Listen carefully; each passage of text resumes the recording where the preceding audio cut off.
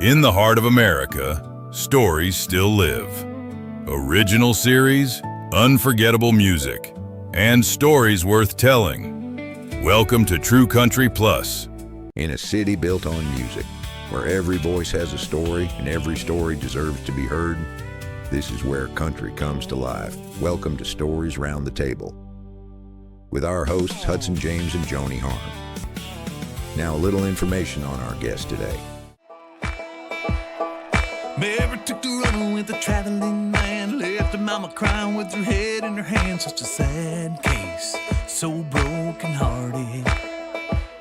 She said, Mama, gotta go, gotta get out of here, gotta get out of town. I'm tired of hanging around, I gotta roll on between the ditches.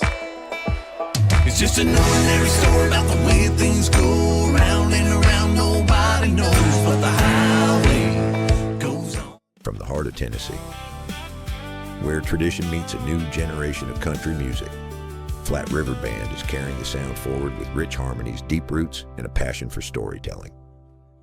Now they're bringing new life to a country classic, leaving Louisiana in the broad daylight, joined by the legendary Oak Ridge Boys.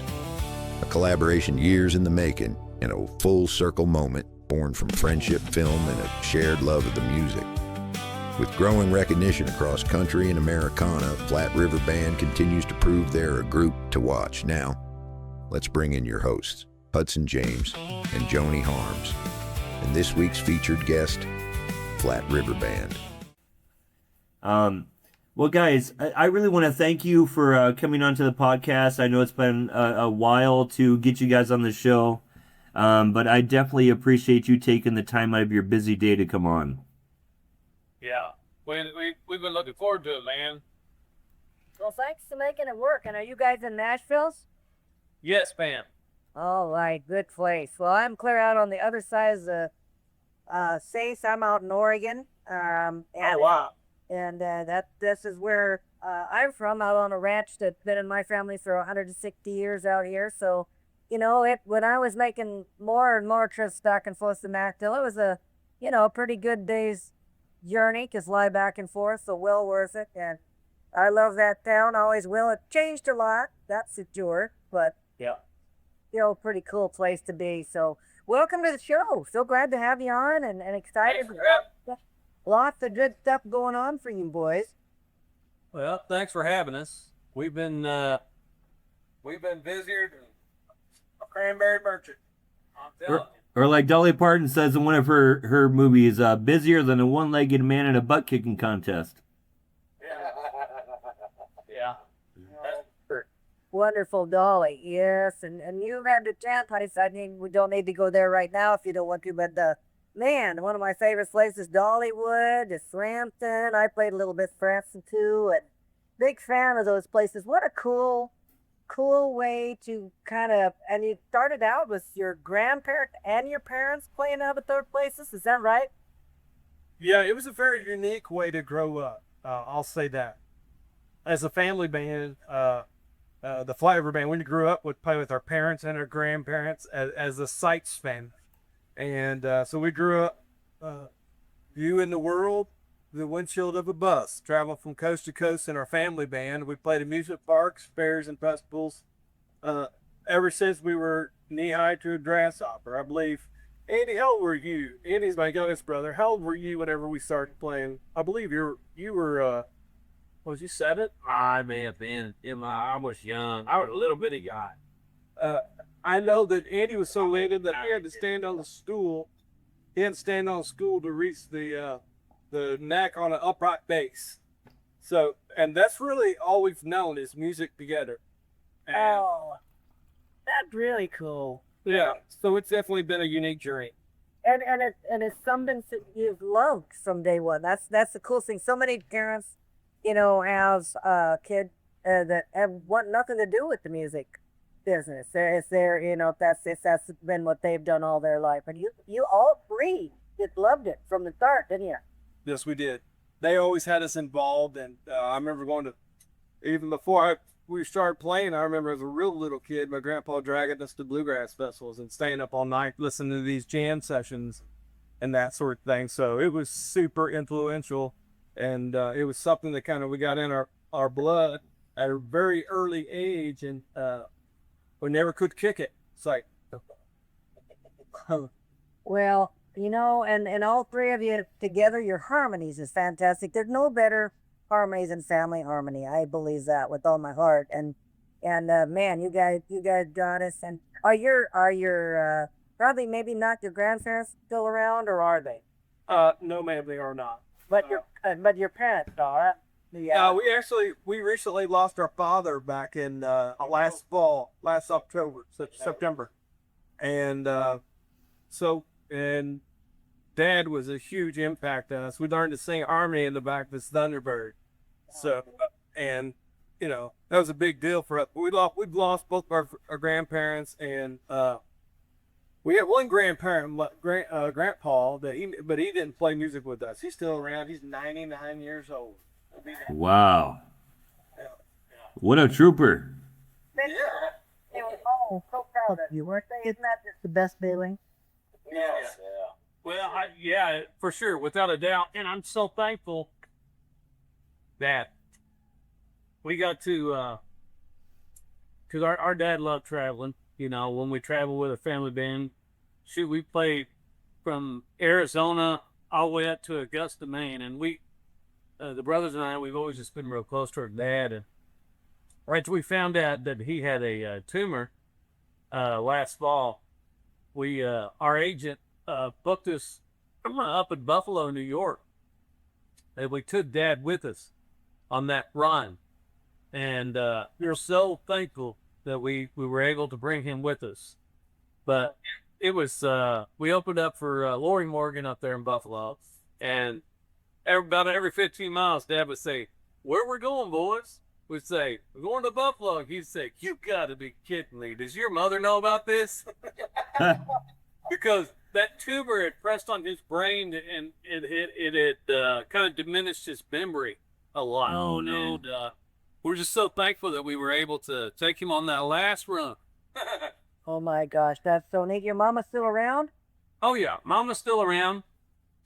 Mom, she didn't want to go with us on that trip. She just wanted us to bond with Dad.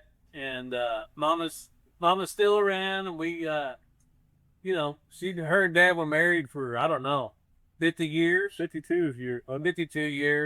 And, but Mama's still around. She keeps us in line all the time. Well, I bet she does. I bet she does. She the mamas. So they do that. Any mama's gonna do that. Oh, yeah. So Yeah. and that is pretty special that you got to have that time with your dad, and you don't those kind of influences are something that just every kid gets anymore, especially you're very lucky and fortunate that you had the experience that you had. And there is something about Mama. I watched a thing with Gordon Ramsay a while back. He the famous chef, right? And him and his mom were cooking dinner. Gordon thought he knew how to make the meatloaf and or the shepherd's pie. Well, he wasn't making it according to Mama's standards. But mamas, no matter who you are, they still win, don't they? That's exactly right. Yeah, they do. You guys are, pretty wonderful guys to be talking about that, and it's always refreshing to hear people talk about their parents so fondly, and I'm the same, but I can't wait to dig a little deeper. So your first gig, you don't hardly remember. You just remember being on the bus traveling and doing these shows, and so when did you break off as brothers and just be ready to start your own little group there? I guess about going on 15 years ago, probably. Yeah. 17 years ago. Yeah. Well, our grandparents, they had passed away, and this is Chad speaking. I initially moved down to Middle Tennessee, pursuing the songwriting and working on trying to get gigs for the brothers and I to come down there and play. So between the three of us, we landed a weekly spot at the Nashville Palace. When we started, we played every Saturday, and then we played at the Alabama Grill once a week as well with another fiddle player, and from there it just kind of spawned into, hey, let's try to pursue this thing. So we've in, and we've just been enjoying the musical journey ever since, you know. Well, yeah, and I just I saw that video recently. I guess it came out maybe a month or so ago, with you and the Oak Ridge Boys doing like the Dukes of Hazzard theme. Yeah, that was pretty special. That was definitely- What a great video! Ah, thank you. That was definitely a bucket list thing for us. You know, we grew up watching the Dukes of Hazzard as kids. We would come. Yeah, me we'd too. rock and roll, run, jump off the bus, run in the house, and catch reruns of the Dukes of Hazzard. And I'll never forget the time that we got home and they were showing a scene at the Boar's Nest, and the Oak Ridge Boys did "Leaving Louisiana" in the broad daylight. And so that just to have the opportunity to record that song and play it live with those guys, and bring in Bo Duke, Right. John Snyder, for the video. That was just like full circle, you know, moment for us. No kidding. Well, and the Oak Ridge Boys, such nice people, such nice people. They really are. We interviewed Dwayne Allen a few months back, and just what genuine good artists. Yeah, he really is. We had pleasure of doing the soundtrack for a Christmas movie that he starred in about probably 8 or 9 years ago, and we did the soundtrack, and he's kind of followed us ever since. It's been it's been a blessing to know him, and for him to follow us in our musical journey, and kind of like reach down and give us a little pull up, you know. That's super cool of him. Yeah, it really is. Yeah. Well, and he appreciates, I know, all your good harmonies. That, I mean, like I said earlier, it's really amazing when, you know, you have that family harmony. You have to, even you know what the other one's gonna do and where they're gonna, so what notes they're gonna hit, and because I come from a musical family too, and it's just a magical sound, and there's no tweaking need to be done in the studio, man. When you got it and you got the brother harmony there, you get it all natural and it's beautiful. So Well, that would be a cool single. And are you kind of going more for? I know you did a lot of bluegrass, some great gospel in the background. Are you going to try to break a little more into mainstream country, or do you really care? What I mean, honestly, we want whatever God wants for us in our journey. That's what we want. There for a long time we were chasing. This song is right now. It's out on country radio, and I believe last time I looked, last week it was in the top 30. I know. I think I want to say it was like 26 on the country independent country music charts. So that's for the true indie country charts. It was like at 26, something like that. And it's climbing, so, you know, I don't like the idea of chasing numbers on a chart, but we really, truly we're at a point in our life where we're having a good time playing music together, having great experiences, and we really want what God wants for us in our lives. That perfect answer. Man, that's great. And congratulations. Thank you. Pretty great. And you know what? Good music never fails. So you're out there doing something that's wholesome, and you got God behind you, and lots of fans you've built through the years, and so just let go, see where it takes you, huh? Yeah, absolutely. This is a journey.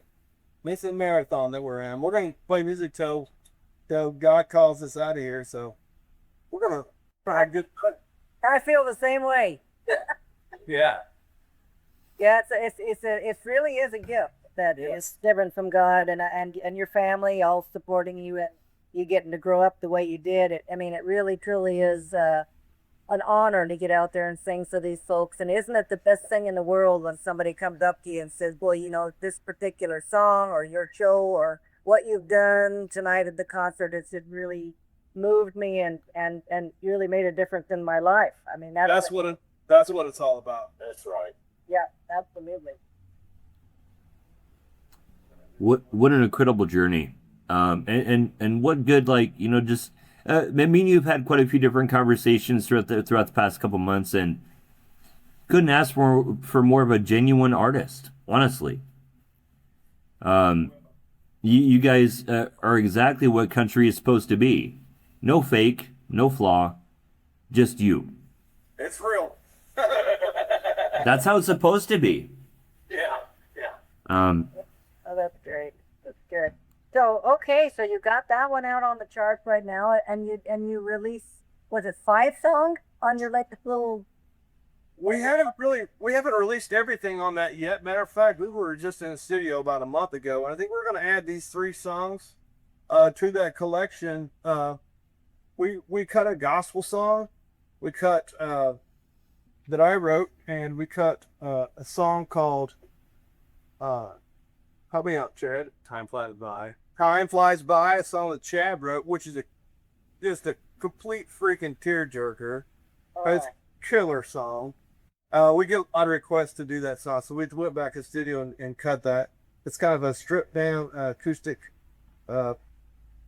type version of that song. Time Flies By.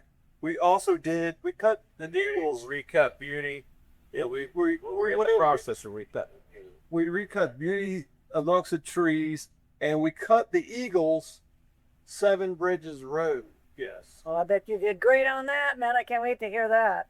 It is a super cool version of it. I can't wait to get it back either. Yeah. Well, now that we're talking about recording and studios, you guys have been around for a little while. Yeah. What's your take on how music distribution is now, than how it used to be with just CDs in stores, and now it's all on streaming platforms? Well, I kind of see. It's kind of strange to say this, but we saw it coming. When we first moved to Nashville, we had a friend of ours. He was actually following us in our music, and he was a professor from Berkeley School of Music. He reached out, sent an email, and said, "Hey, if you want to chat sometime, I'm a big fan of your music, follow you and stuff." He said, so I reached out to him, and he would always give us advice, and he said, "You boys need to brace yourself." And I'm like, "Well, Paul, why is that?" And he said, "Well, our music will be like water. The only people that's going to make any money at this thing is if you're out touring." And he said that 15 years ago. Yeah. So we kind of saw it coming. It's not, I can't say that it's like, so it wasn't a slight, we kind of saw it coming, but it's not good. That a lot of the hit songwriters that we know that, they would get, $100,000, $200,000 in mailbox money just by having a song that was on a record that had a number 1. That's all changed. All that money has went bye-bye. There's no longer, yeah, sure, number 1 pays well, but used to you could just have a song that was on an album that had a number 1 on it, and you could retire. Yeah, make really good money anyhow. And those days are done. That don't exist. And so why do you think that has changed when it comes to the financial aspect of it? Well, no one buys records anymore. Right. And everybody's just downloading their flavor of the minute. Yeah, unless you have someone that really is a true fan. Super fans will buy records. Yeah, super fans will buy records, or they'll even buy vinyl. That last collection of songs we did, God Bless the Radio. God Bless the Radio. We did a vinyl record on it, and it does well for people that just love you. You know what I mean? They'll buy your merch because they love you and they want to be a part of your journey. And we, keeping all that in mind, you have to weigh the cost and everything. But we like making records. We love making records. The process, the whole recording thing. There's a story. From every song tells a story. Yeah. For the whole thing, and it's not just one song. Yeah, and that's the unfortunate thing in the streaming world that we live in, that people they'll grab one song as opposed to listen to the whole collection. When the bros and I put a record together, we like forming a story. There's actually a story from the first song to the last song. That's how it's supposed to be. Yeah. The days of someone sitting down and turning on a record and listen to it cover to cover, flipping it over, listening to both sides, are pretty much over. Yeah. Yeah. So Thank goodness you don't do it for the money, right? that's right. Yeah, exactly right. That's that. But you love it, it's part of you and all that. But But as radio, even supposedly, I've heard it is not going to be around that much longer, which really kind of scares me and makes me sad. But your song "God Bless the Radio," what a cool tune, and yeah. I mean, think of how much radio has influenced people's lives through the year. I guess it's got streaming now, but it's just not quite the same. Right. Yeah. You know what I really don't like about streaming? It's great. It's there when you want it. But let's say your internet goes out, or you lose power, or whatever the case might be. Well, then where's all of your music? You can't play it. Yep. Yeah. If you lose internet for even an hour, you can't play your music. But if you still had a CD player, you could. Or even just an AM radio, man. Yeah, that too. Yeah. And I'm not saying that internet is always unstable, but it can be. Oh yeah, for sure. No, I agree, and that's how God Bless the Radio come about. The brothers and I would sneak out of the house, when we were 15, 16 years old. We'd drive to the end of the county road, smoke cigarettes, and sit on the tailgate, try to listen into WSM out of Nashville, and it's and the DJ would come on and basically just bring you into the studio where they were at. Yeah. And You could call and make requests. You could, you were a part of that era, that generation. And when you were listening, you were a part of it at that time. that's right. Yeah. And now what are you a part of? You can't do a call into Spotify and say, hey, can you play this, right? I mean, you can play whatever, but it's not the same thing. Right. Well, I know you guys have had such cool experiences, and one of these, the recording thing with the Oak Ridge Boys has been one of your highlights. But I get asked this question sometimes too, and it's tough to answer. But I know the listeners and the fans that are listening to this interview would really love to just hear some of your other highlights through the years. I mean, is there a couple of things that maybe just really stand out as man, I'll never forget that day? Yeah, I would say that. I'd say one of those things was recording with the Gatlin brothers. Yeah. Oh, that's cool. Yeah, we recorded with the Gatlin brothers, and that was pretty pivotal moment for us in our journey. We learned to sing harmony to all the Golden California in the back of Daddy's Thunderbird. Wow.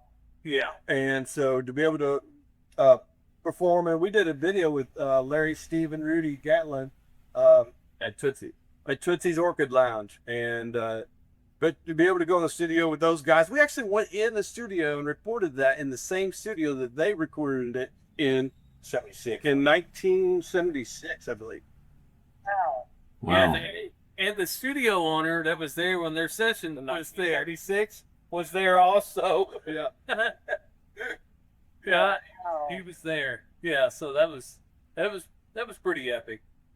That was. Who was that that shared that story? Was that you, Chad? What's that now?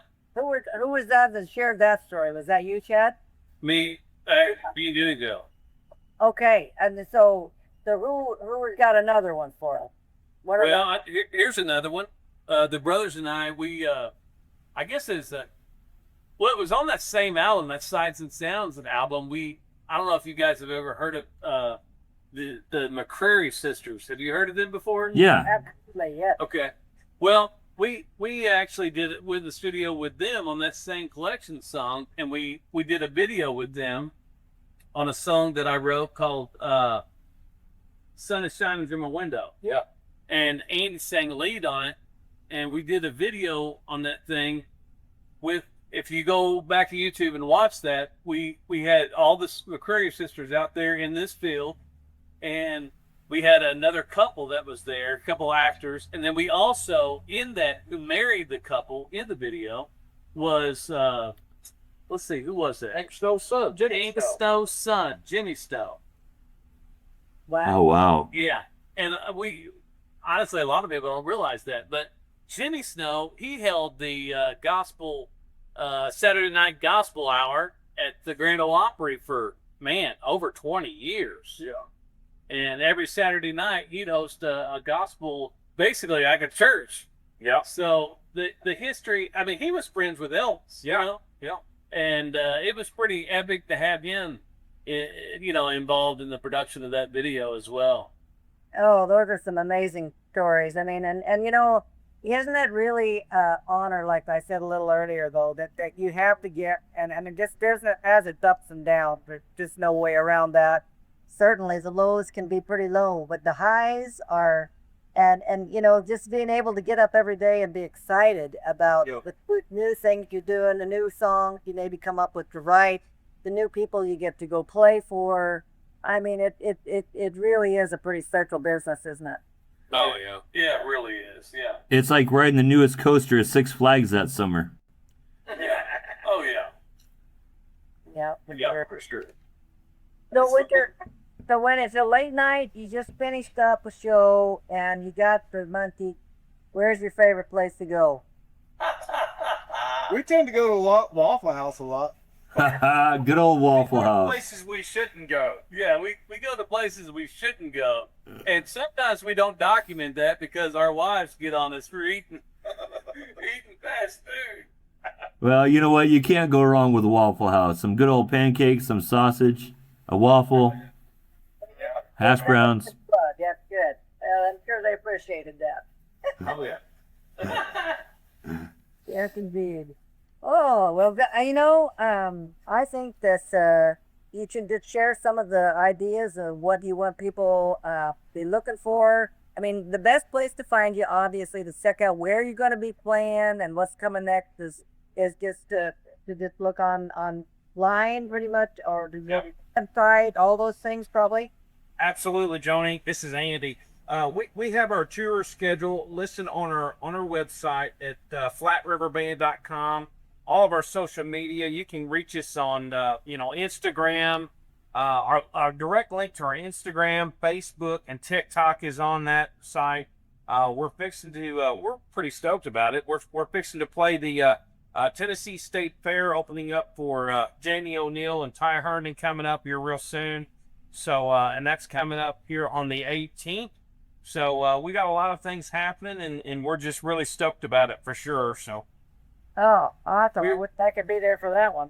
Yeah, also this fall we're going to be doing a cruise with Trace Atkins and Clay Walker. Several. I think there's 30 acts or something on that cruise. That's going to be a really good time. And also, I do want to say this here. We have got what we call a texting platform. So it enables us to have conversations, up close conversations via text with our fans. And so I want to encourage someone's listening and they decide that, you know what, hey, I want to follow these guys. I want to come out and see them live, and I want to stay up to date on the latest news and information. And we send out texts every week. So we have a texting platform. All you have to do is text the word join to 615-845-5468. And that goes to all three of our phones that you're talking to. That's up. Yeah. And it's 615-845-5468. And so it's our Flat River Band texting community. So it's super cool. A lot of people will text us and say, hey, if you're coming through this area, I'd like to host a house party, or I know a great venue. I know the owner of this venue. Can you send this over to we'll send that over to our agent. We kind of look at our music like it's a community, and it takes a village of people. And so with this texting platform, it allows us to kind of communicate and talk with our fans and family. So. And that's honestly you guys responding. Yeah. Oh yeah. Yes, for sure. 100%. Oh boy, that's pretty neat to our listeners. You know what? There's not a lot of artists out there that are willing to dedicate that much time. So that's pretty special. I hope they got that number, and I hope they've checked it out. You coming any time out in the Northwest Oregon way? I've got a venue for you. Oh really? No, I don't. We got anything out there this year? Not this year. We do not. But I'd love to get that information from you, though. We can pass that along. Yeah. And to our agent and whatnot. So. Yeah, we no longer book. We're too busy to book ourselves, but we do have a full-time agent, and that's what he does, is he books us. So if anybody would like to see us out, we'd love to pass their information on to our agent. So yeah.